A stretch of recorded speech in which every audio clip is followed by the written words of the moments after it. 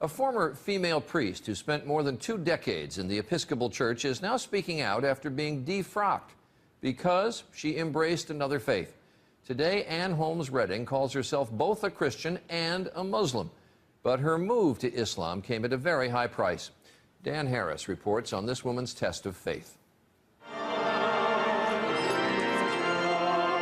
Ann Holmes Redding was an Episcopal priest for 25 years until a radical test of faith.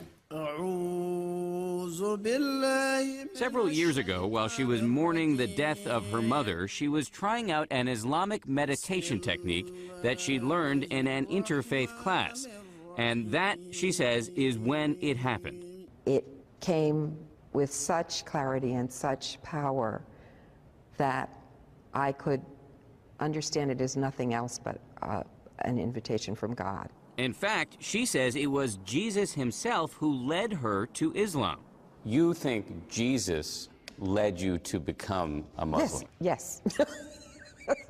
Yes. You're laughing. Because I know it doesn't make sense to people. Now, Redding not only prays in church, but she also prays 5 times a day to Allah. In Islam, Jesus is viewed as a prophet. Yes. Not as the Son of God. Yes, you're right. So yours is a radical rethink of the Christian scriptures, a rethink that a lot of people would call heretical. Yes, and do. Loudly. This spring, the Episcopal Church revoked Redding's right to be a priest. Being defrocked, I would imagine, was a pretty traumatic experience. Yes, that's an understatement. To imagine not being involved intimately in the lives of believing people, helping them understand their relationship and calling, baptizing babies. It's a big loss. It's a huge loss.